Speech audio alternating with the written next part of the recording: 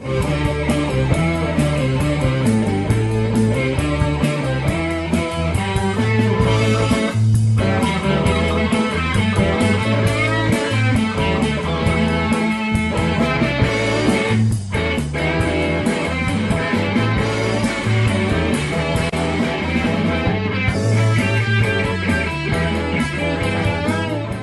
thanks for joining us on another episode of Two Guys and a Lot of Wine, a traveling edition. I'm Bobby P. I'm Rocky Holland. And we are here at Charlie's Fine Wines again. And Rocky set this up again for us like last time, so thank you, Rocky. Yes, we were, well, they've actually reopened Town Hall, but we thought that we were going to have to do remote, and Charlie was nice enough to allow us for the remote. And in spite of the fact that they did reopen, I still wanted to come and do this here because it was a lot of fun last time. Yeah, it's good to have some fun in the store every once in a while, besides just sitting behind the counter and selling a couple bottles of wine. And this is what I enjoy doing. I think it was over a year, right? About a year and a half ago. I think it was. It just opened. Yeah, it was. And you're doing pretty good now, right? Yeah, we're doing great. Got a good word of mouth, got a good customer base. Yeah, doing really good. We definitely have expanded a lot on the inventory, which you can see the place is a lot fuller now, and tons of great wine coming in, and picking all of it, and trying to put the best value on the table. Well, thanks, Charlie. And I remember last time where you supplied all the wines, which were all delicious, if I recall, right, Rock? If you weren't. So this time, Rock and I brought some wines in, and of course, Charlie's supplying one.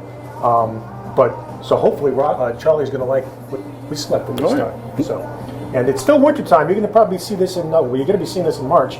We got a big snowstorm coming up. So sit back, enjoy yourself, and we're going to taste some good Italian wine. So what are we up with first there, Rocky? So this is a Tuscan white Vermentino. This is one of my favorite white wines. It kind of flows under the radar. A lot of people you see Vermentino on the menu, you don't really know what it is. It's kind of over people's heads, and so I thought it would be a good way to just kind of, we can describe what it is, what it's like, how it's kind of similar to Pinot Grigio, obviously. Charlie, you can confirm that Pinot Grigio probably not only the most popular white wine in Italy, but one of the most popular white wines here in America too. Yeah, the Pinot Grigio, it's always been so approachable where anybody can just, if you're confused on what you want to have to drink, you want to just have a glass of wine, or you're trying to pair it with some little snacks or something, Pinot Grigio is kind of one of those that will always just play well with everybody. Man, it's on every menu. It doesn't matter if it's an Italian restaurant, a steakhouse. Right. There's always going to be a Pinot Grigio. You're probably not going to find a Vermentino.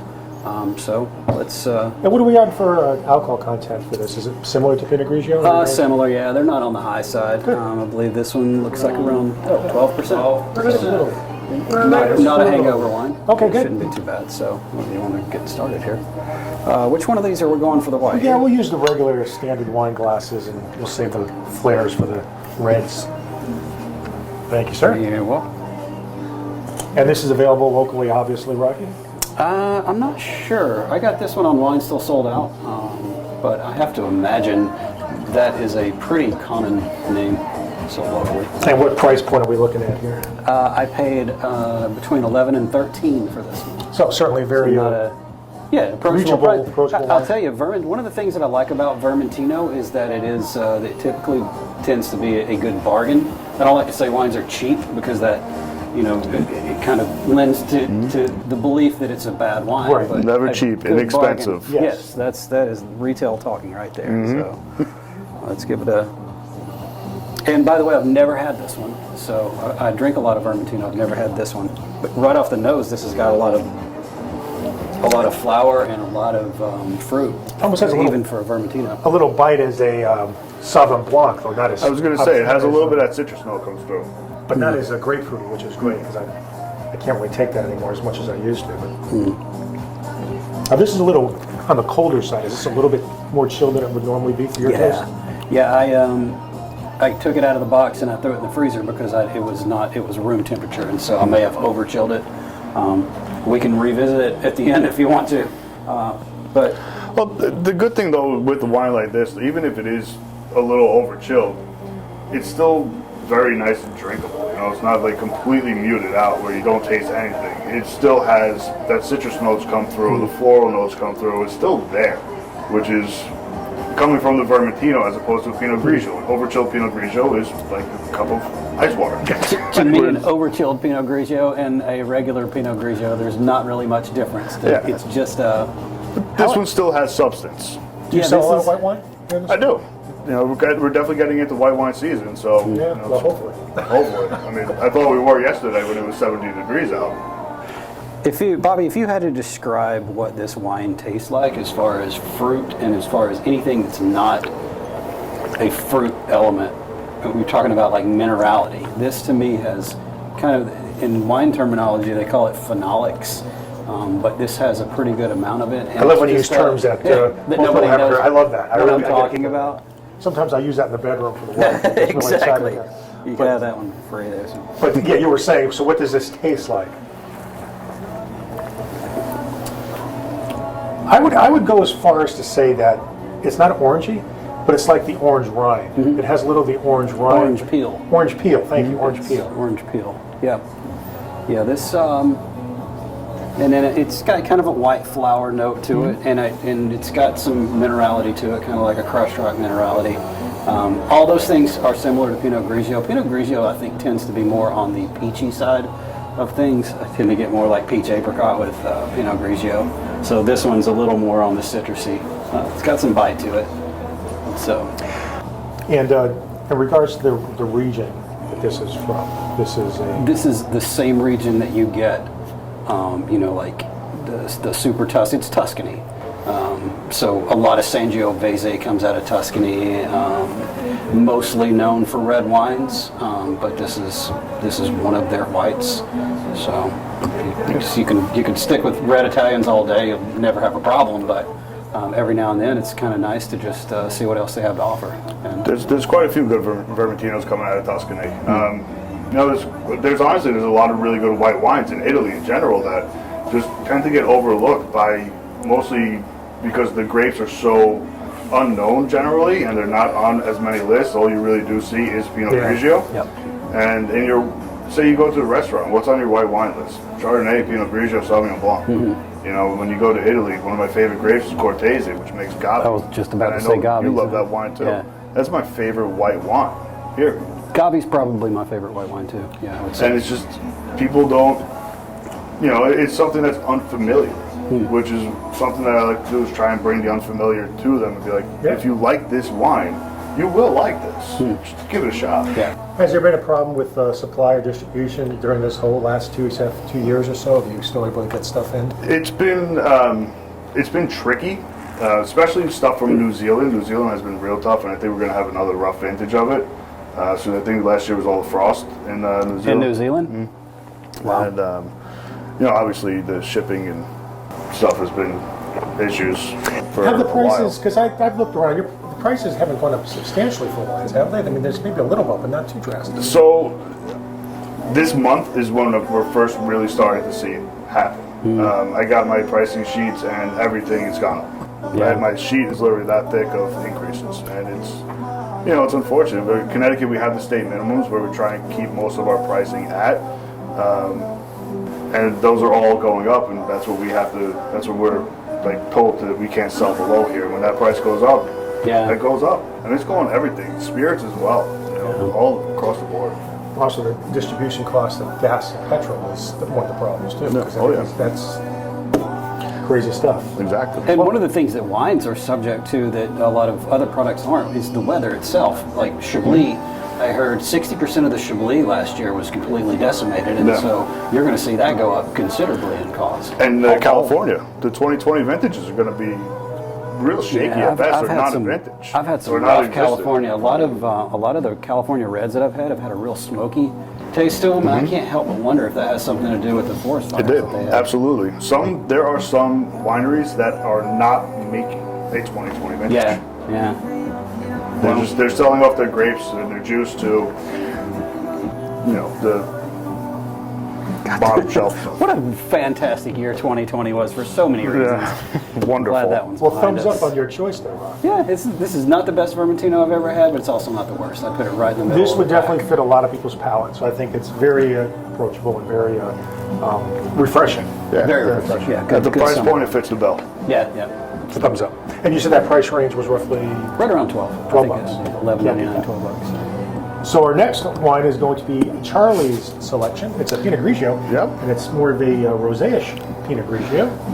So this is from Friuli, which is northern part of Italy by like north of like Venice area. Friuli is where I think they make some of the best Pinot Grigios that are coming out. But this one is unique because it's a Romato, which means it's a copper wine. So to make the orange wine and rosé category even more difficult, they consider theirs copper wine. Orange wine, what it is when white wine grapes are fully ripened and they let the skins macerate for an extended period of time, it picks up color. Whereas your rosés are red wine grapes that are pressed on the skins very lightly and removed right away to give it that color. So this is fully ripened white wine, whereas the rosé is, fully ripened and macerated white wine, whereas the rosé is red wine grapes that are just lightly pressed on the skins. That's very fascinating. Yeah, and I went. There's a place in Boston called Italy, and they have a restaurant. It's a grocery store / restaurant. They've got like 3 different restaurants in there. Fantastic. But I had a orange wine flight, 4 different orange wines, and I think I hated each one worse than the one before it. So I'll be very curious to know. But this is technically not an orange wine. This is a copper wine. That's what they call it over there in Italy. We just like to make things a little more complicated. I like it. This, for me, was like your fall-winter style rosé. It's not as Provence, where it's strawberry, raspberry, watermelons all in your face. It has a little more minerality to it. It was like Pinot Grigio with more flavor and a slight touch of that, like almost a little bit of tannin on the end. Yeah, this does not taste anything like the orange wines I just described. They were just bitter as could be. This is like your minerality from the Vermentino. Yeah. Bumps it up a notch. What I was talking about, the phenolic bitterness, which is kind of like the white term for what you call in tannins in red, which tannin is also a phenolic compound. This is really, I got to ask you a few questions on this, Charlie, because I'm kind of fascinated with this. So, the temperature you're drinking it now, which I guess is a little bit higher than room temperature, would this be something you could drink at almost room temperature? Or do you prefer? I just pulled this out of the fridge about 20 minutes ago, so it should be, I think it's right around where you should be? Yeah. Something that just came to mind as I'm looking at this label. So this is in northeastern Italy. This is the 2020 vintage. When the coronavirus first hit, northeastern Italy, I believe, was number 1 or number 2 hardest hit spots in the world. They were devastated up there. I'm surprised they were even able to make anything out of that 2020 vintage. But this, and if I recall, the Scarbolo, I believe they sell the Merlot at LaSalle Road Pizza. What is it? Harris? I can't remember. No. It's on LaSalle. I can't think of the name of the place. We go there about twice a week. Oh, yeah. Of course. Up next to Harvest. What is it? Oh, my God. Our age is starting to show now. Yeah. You go there a lot, we can't even remember the name of it. Savoy. Thank you. Yeah, they sell their Merlot of this Scarbolo, and it comes out of the same region. And a Merlot from Friuli is going to taste very different from what you're used to in Merlot. So definitely try that if you ever make your way up. And I should have asked Rocky this question about the Vermentino, which I'm going to ask you the same question. So, Charlie, something like this, the Pinot Grigio, it's a 2020. How long can you keep that? So, these ones I would be able to say that you can hold on to it for another extra year, as opposed to where a typical Provence rosé you want to drink current vintage and fresh. Just for the fact that it's not trying to retain all of that fruit.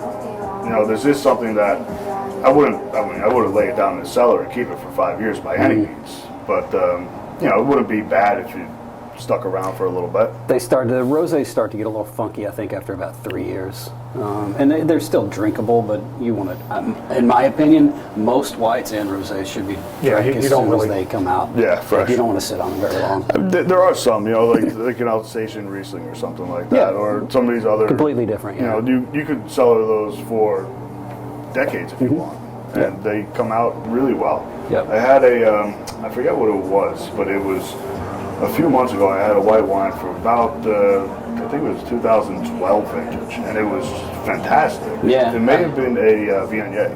I had a Trimbach 07 Trimbach a couple years ago, and it was really good. Yeah. It starts to get that diesel feel. Yes, it flavor. Once does. you get Yeah, past that, That honey nose. yeah, that you really have like to. You petrol really have to work notes. to get past that. Some people hate it, but I That's love fantastic. it. My wife and I are house divided on the petrol when Yeah. it comes to Riesling. We don't Yeah, drink you a lot can of disagree Riesling. sometimes. You can't always be in simpatico. No, You can't. we agree on most of them, but Riesling is one of the places where we disagree, just because of that petrol note.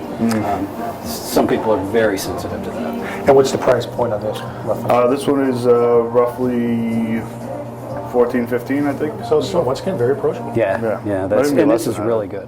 I like this. This Yeah, is I was- fantastic. I was expecting it to be an orange wine like the ones that I tasted at this tasting. They were nothing like that. Again, there's you got to find the ones that are actually good, because there's tons of bad wine out there. Even at the Vermentino category, there's tons of Vermentinos that are not really good at the price point. Then there's some that are good.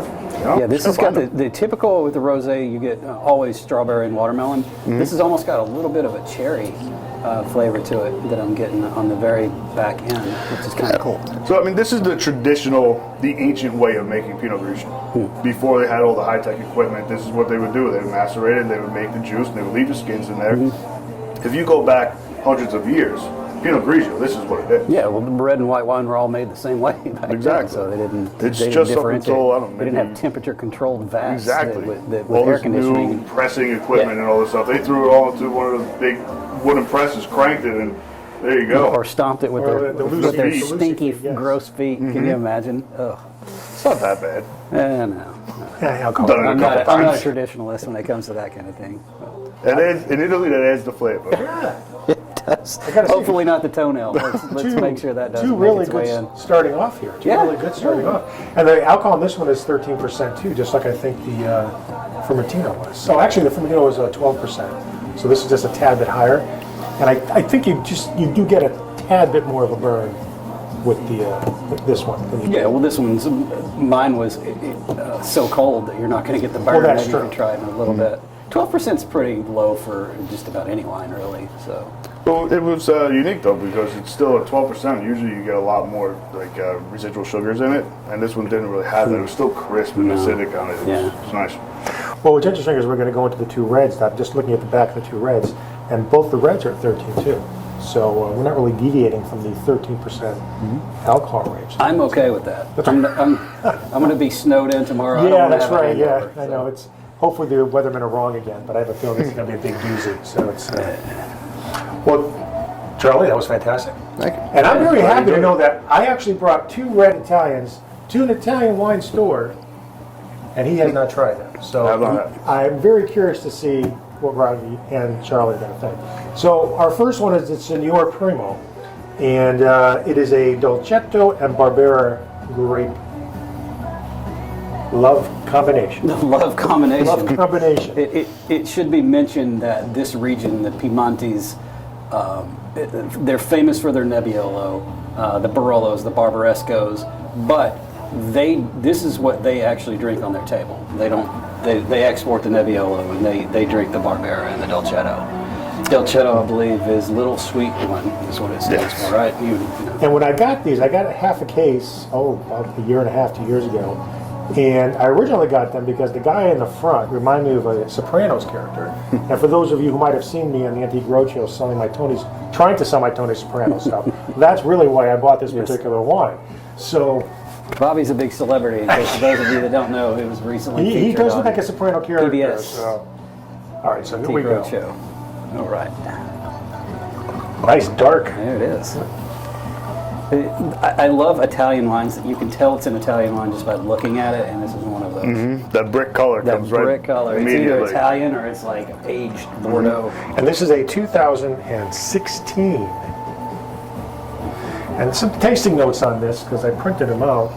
So the Dolcetto is dry fermented and left in the skins for 6 to 8 days, depending on the vintage.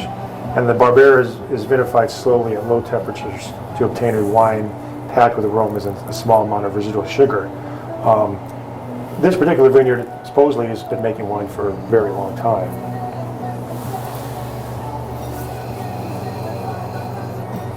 So right off the nose, I'm getting a tobacco note, which is something I'm not used to from this region. of curious to see if I get that in the I know what taste. to make of that. By the way, Charlie will be hopping up. Yes, he'll be taking a customer. We are still on the clock. All right. I'm not sure. This doesn't remind me what I tasted last time I opened this up. Where's the cork? I can tell you if there's an issue with it. Yeah, I'm not sure. Sandy hates it when I mean, I don't think it's gone bad. No, I don't think it's. It doesn't remind me, because I had 6 of these bottles. I have 2 left. So Is this, it a 16? No, I don't think it's. I'm just corked. remembering it, bro. It has a very earthy tone, more so than I would expect from Italian wine. So this can sometimes happen if it's stored in high heat. No, all this stuff has been stored in the cellar, so Okay. pretty constant temperature. Sometimes you just get a little off note. But this is definitely hard not to what I say. remember it. I remember it being a little bit more on the lighter side. This Yeah. seems a little bit on the. Yeah, I think this one might be a little. This might be the first tainted wine that we've had on. I think we have not had a tainted red wine, but that's actually good to have, because I'll tell you. So when I bought these, I bought a half case of these, and I want to say roughly you're looking at $13 a bottle. And the ones I've had, I'm not sure we shared one with you. I shared one with you, but if the camera picks that up, it's definitely on the darker side. It's almost, That would explain what I was talking about with the bricky color. the bricky color. That's exactly right. If it gets oxygen gets inside of the bottle, it can become oxidized. I don't think it's oxidized because oxidation usually gives it like a kind of like a really overripe kind of raisiny, pruny thing that I'm not getting out of this. This one's got a little bit of a tobacco thing, and I'm thinking that it could potentially just be maybe not a storage issue from your end, but a storage issue just in transit when it made its way to the store. Yeah, well, when Charlie Kind of hard to comes back, say. I'll be very curious to see what he thinks, because it definitely, it's not bringing back memories of what this tasted like when I had it a while back. This definitely tastes like it. I don't want to say it's a cork bottle or bad, but there's It something a little off. could be mildly corked. It doesn't. So a corked wine is going to smell and taste like a wet dog or wet cardboard. It's going to have that kind of smell. Doesn't I'm have not that really yet. getting a wet Here's cardboard smell to it. So we need your expertise here. This does not remind me what it tastes like. Do you think this might be a little on the? So, at first note, it didn't have the brightness that I was expecting from like a Dolcetto or a Barbera. Yeah. It seemed a little muted, as I think it may just be. It's a 2016, so for this wine, this isn't really a cellaring type wine. Yeah. So it may just be Dolcetto and past peak. It Barbera. may be past. That's a good. Yep. That's a good way to put it. So when was the Past. last time you had this one? About a year ago. Okay. So they can drop off pretty quickly. Oh, That's yeah. probably what it is. Yeah, I definitely don't think this was corked. It's just. It's not. past It's not prime. corked. You don't have that wet cardboard kind of nose to it. It just may be past its prime. All right. Senor Primo is past its primo. Yeah. So Don't care for this. again, yeah. So like Nebbiolo, you can hang on to that for 30 years and it's not going to be past its prime. But Barbera and Dolcetto are It's a like a piece little. of cheese to cleanse the palate after that. Sure, why not? Is this the dump bucket right here? That was going to be the special treat bucket.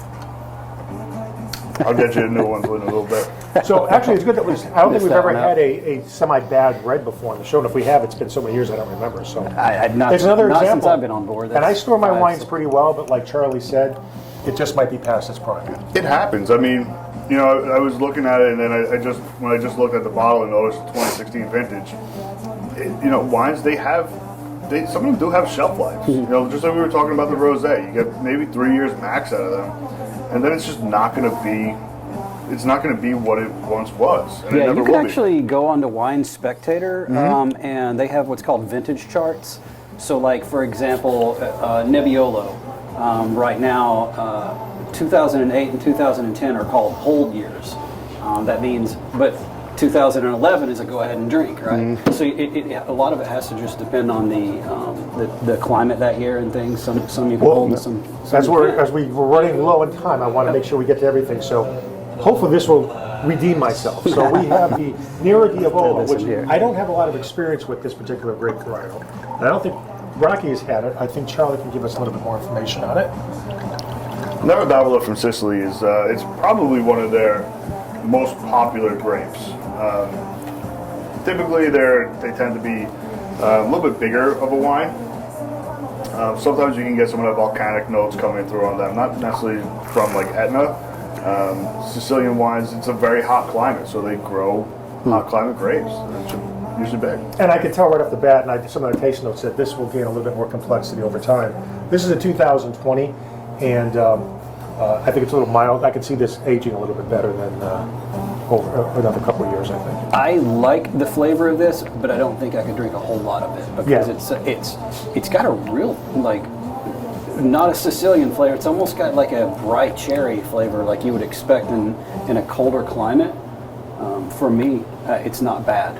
Again, it's a little too sweet tartish. I didn't realize it's one of Sicily's most planted red grapes. And they're usually pretty Definitely one of the more approachable as far as the popular price points on Nero d'Avola. The ones that I've seen, they typically are very, very well priced. And I should have mentioned before, so the Signora Primo, if you can find it, which is possible, it's in the $12 to $13 range. The Gioconda Nero d'Avola is around that same price point also.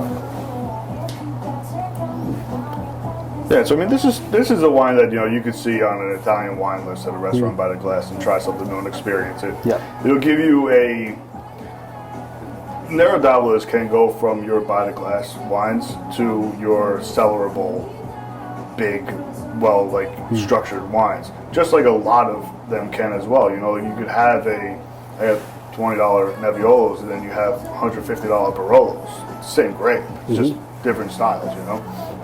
So this is a welcome of Sicilian wine, a welcome to Nero d'Avola. This way give you a kind of a spectrum of what they're going through. That fruit is there, it's nice, it's substantial. There's good tannin structures on the back, structure on the back. The acidity is well balanced. For the price point, this is, hey, why not? It's not bad. It's one of those wines also that's going to go great if you're just having a pasta meal. It's perfect. I mean, that's what's great about Italian wines. You can't get locked into pricing. I think a lot of the good Italian wines are in that $10 to $15, $16 range when you're just going to have them with a meal and so forth. I think if you're just drinking them on their own, I think there's such a wide choice to choose from. Absolutely. So, luckily this one has cleansed my palate, so I'm over the... I think I'm going to let you take that one home to Sandy and see what she thinks. See what she thinks about it. You might be sleeping outside in the snow. I'll be sleeping in the doghouse tonight.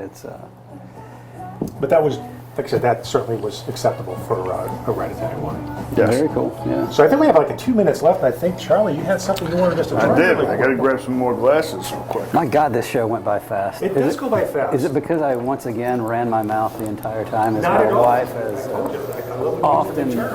often accused me of? I didn't say methoxypyrazine this time.